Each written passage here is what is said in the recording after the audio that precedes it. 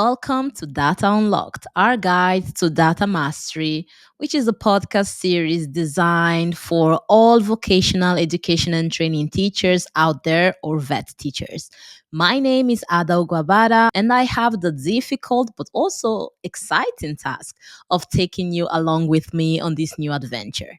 So, together, we'll explore this audio and video series that's designed to help educators navigate the world of data literacy, empowering teachers and students across Europe to develop essential skills for the increasingly data driven society. Why did we decide to talk about data and vocational training in a podcast, right? That's a legit question people might have.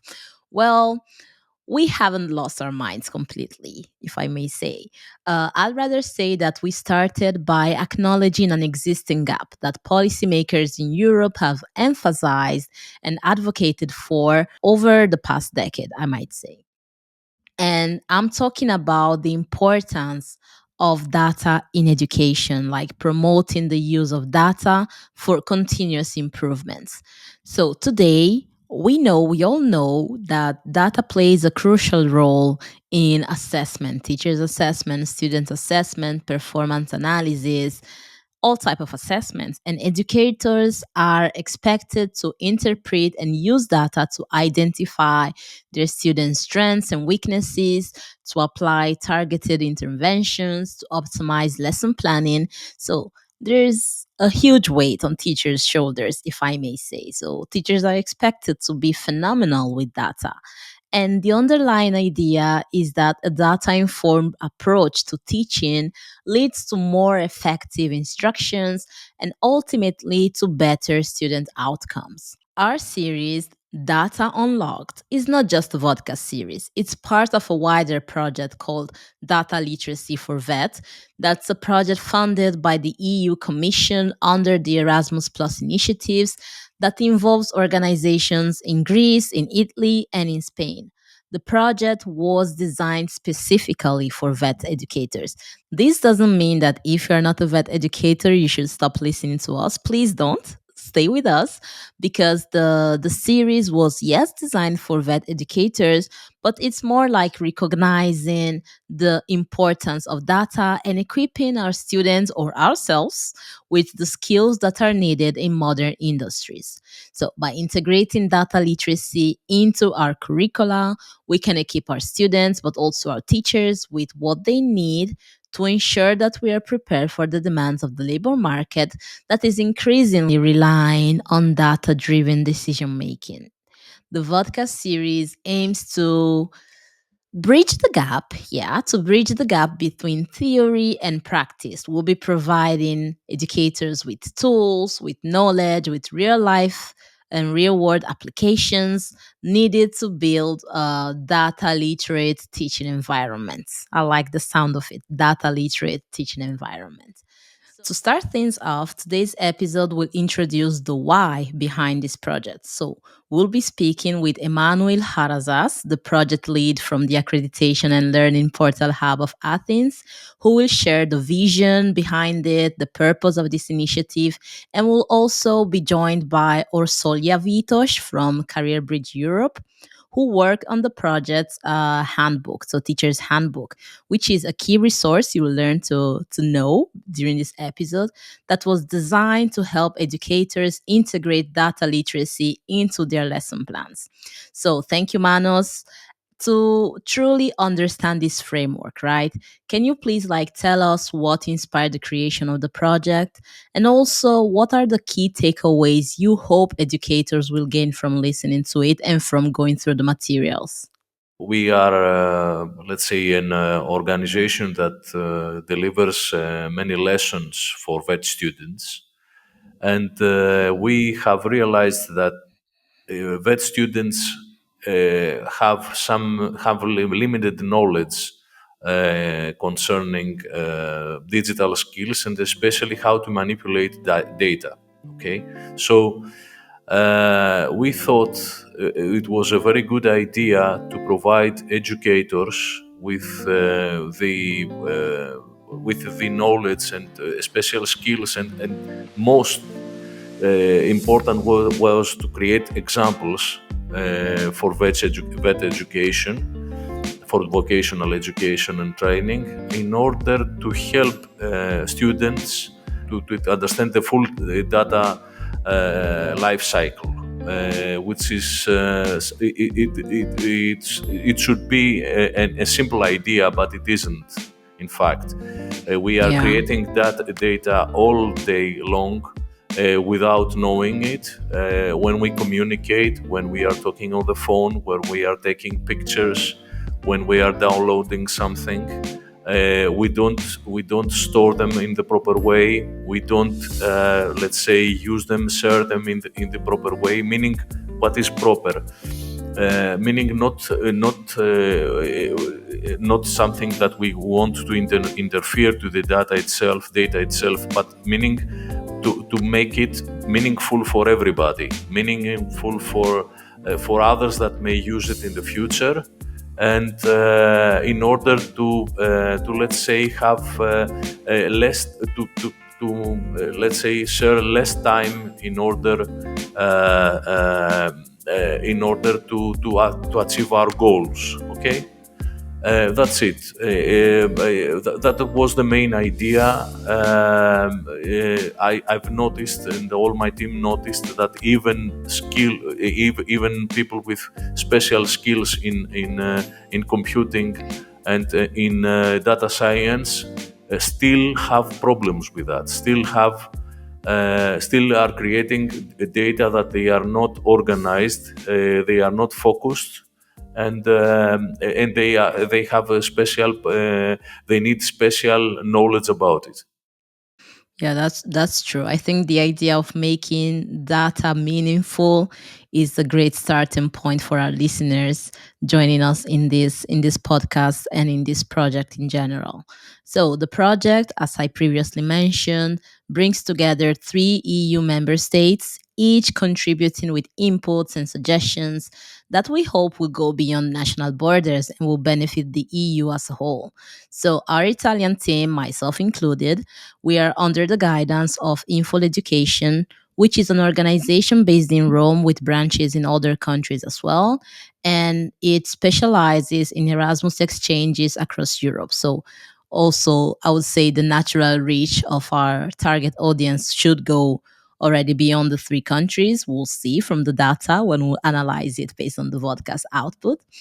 And Infol has also been working on not only on this podcast series, but also conducting research and interviews about the educational needs of teachers in Italy. So not only vet teachers, but teachers as a whole. And we've conducted some structural interviews in the city, trying to understand, not only the needs, but also the challenges that they might have in integrating data into their lesson planning and into their teaching techniques. And the Greek team, including Manos, that we are interviewing here today, has prepared an interesting Moodle platform where teachers can find like repository of tools and guidelines. And while our Spanish team has worked on the data handbook, a sort of practical toolkit for educators. So there's a lot going on in this project. But before asking Orsolya about the data handbook, Manos, I have another question for you. Especially, I would like you to explain how the platform works. So, the Moodle and all the platforms that the project is putting out there. So, how the platform works and where our audience can find all the amazing outputs that this project has been curating and building for the past year.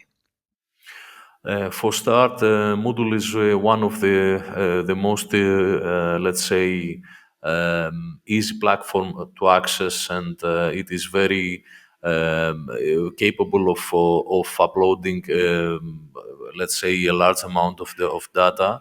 And it is the latest Moodle edition is user friendly, and but we tried to make it completely open for everybody. We have some access options in order only to upload material, but all the material is fully accessed for everybody. and that was I think that is the meaning of all the Erasmus programs, that they must provide low knowledge for everyone, and it is open. It is very user. It is constructed in a way to be user friendly. For, let's say that the videos and all the material can be downloaded very fast.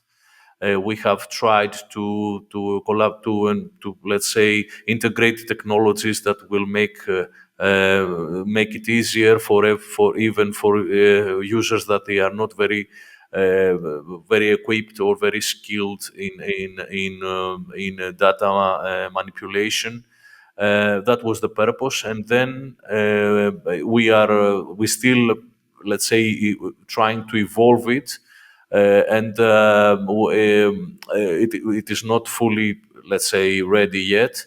Mhm. Okay, so that is something we were still integrating more material, and especially from Infol and from Career Bridge, which was the two very important partners that have made an Career Bridge has had made an exceptional handbook, which is divided in many categories depending on the data life cycle, which is something very useful in order to understand the meaning of creating, manipulating, editing, and storing data, and even, let's say, how we call it, killing data. The data meaning what happens to data if whether they are not useful anymore. We store them or we delete them, or what can we do with them, which is something that there are not many handbooks that have not many books or publications or whatever you want to check about the last step concerning the data life cycle. I'm not sure if I answered your full question about it. The role of info is very important. It is, let's say, the most important part. It is the dissemination part, meaning that these videos might provide information for users and make it more easy to understand our goal, as the main purpose of the project, which is to freely and it is a free, let's say, exchange of ideas concerning data curation, which means data curation means how to manipulate data in every in their full life cycle. Yeah, perfect. Thank you. Thank you very much, Manos, also for anticipating some Thank aspects you. of the handbook. We'll be asking Orsolya shortly about it because we are very curious. Obviously, this is the first episode, so it's just an overview. And we're already giving you some inputs and some insights on some of the major topics we'll be addressing thanks to the guests that will join us episode after episode. So thank you very much for today. Listening to Manos, we know that as educators, but also as professionals in general, it's important to have the right tools and right resources, and that can make a huge difference. So, to ensure this project isn't just about discussions, but also about practical applications, a dedicated research team has put together a comprehensive teacher's handbook full of useful resources, ideas, lesson ideas, case studies, and so on and so forth. I've already mentioned the handbook a couple of times, and I guess it's time that we actually dive into it and ask our partner from Career Bridge Europe, and specifically the director that joined us today, Orsolya Vitos. Thank you for coming to explain this amazing work you did with your team. Thank you very much for the opportunity to join. So, my question for you is what are the main challenges that you considered when developing the handbook? And can you give us like a quick overview of what educators will find inside it? Yes. I think whenever we are creating a handbook, the biggest challenge is to to have a compact and really clear message, because we don't want to make it really long, right? In that case, it wouldn't be a handbook. So we wanted to make a really compact version. We are trying to fit everything into 50, 60 pages with clear messages, step by step guides, and good examples.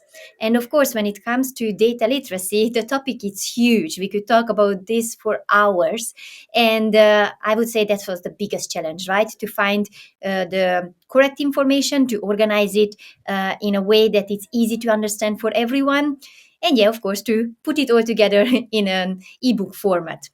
So, what they're going to find, we were focusing on the processes of data literacy, right? We divided these processes into four clearly dividable steps.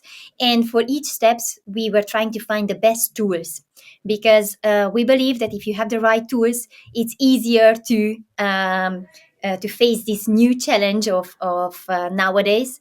And especially when it comes to vocational schools, we know that we are in contact with so many different vocational schools, and it's a bit difficult for them to keep up to date with nowadays rhythm.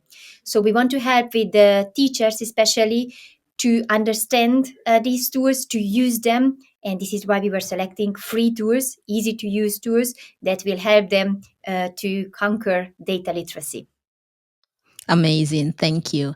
And you've already answered like partially, but I would like to ask further. How does this handbook address different levels of familiarity with data? So I'm thinking about teachers that might be new to the subject, or maybe other teachers listening to us, they have already integrated data into their lesson plans, or maybe someone in between. So how does this handbook try to provide an accessible way of addressing it?